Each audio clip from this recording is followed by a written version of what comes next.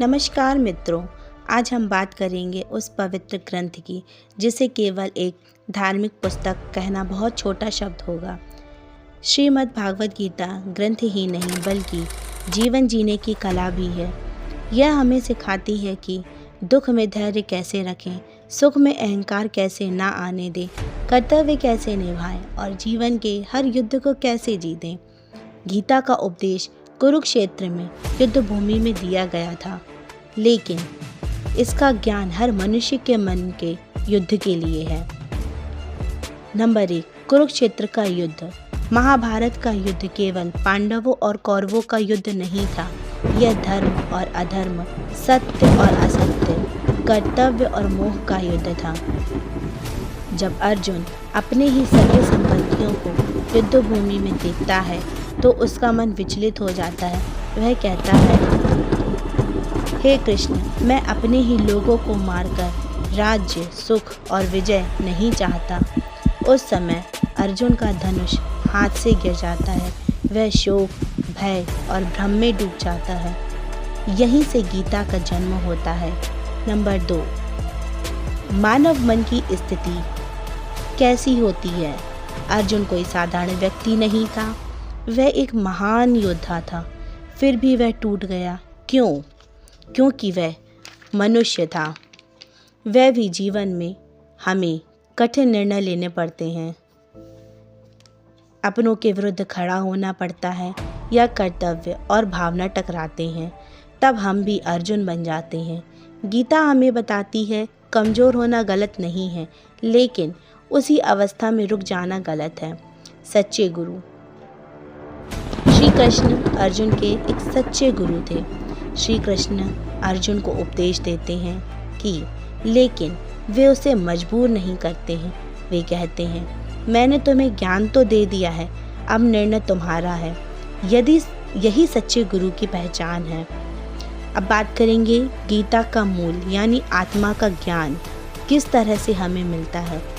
गीता का सबसे बड़ा और पहला ज्ञान है, आत्मा अमर है। श्री कृष्ण कहते हैं, ना तो आत्मा मरती है और ना ही जन्म लेती है, ना ही तो नष्ट होती है। जिस प्रकार मनुष्य पुराने कपड़े त्याग कर नए कपड़े पहनता है, उसी प्रकार एक शरीर दूसरा शरीर छोड़कर धारण करता है।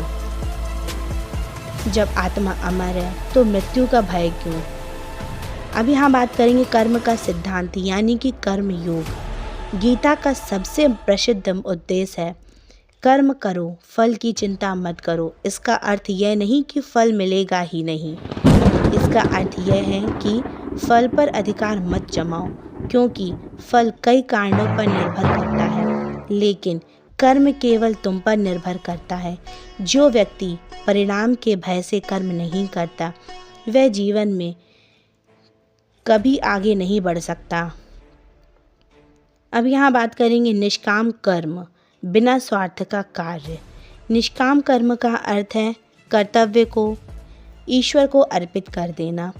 जब हम यह सोचकर कार्य करते हैं कि यह मेरा कर्तव्य है, तो मन हल्का हो जाता है। ना तो अहंकार रहता है और ना ही तनाव। धर्म क्या है? गीता कहती है कि धर्म का अर्थ केवल पूजा पाठ ही नहीं है। धर्म का अर्थ है कर्तव्य, सत्य, करुणा और न्याय।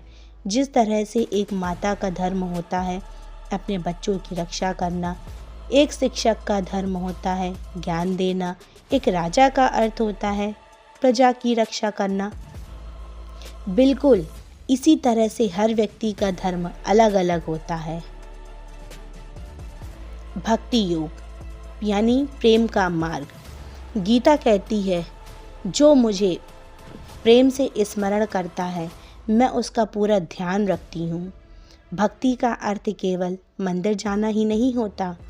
भक्ति का अर्थ तो है हर कार्य में ईश्वर को याद करना। जो व्यक्ति सच्चे मन से भक्ति करता है, उसका अहंकार स्वयं समाप्त होता है। ज्ञान योग यानी कि विवेक का मार्ग। ज्ञान योग हमें सिखाता है क्या सत्य है और क्या असत्य है। संसार अस्थायी है पर आत्मा शाश्वत है। जब ये समझ आ जाती है तो मन के दुख अपने आप कम हो जाते हैं। फिर आता है अहंकार और मोह। गीता कहती है अहंकार ही मनुष्य का सबसे बड़ा शत्रु है। मैं और मेरा, यही दुख का कारण है। जो व्यक्ति मोह से ऊपर उठ जाता है वही सच्चा मुक्त होता है।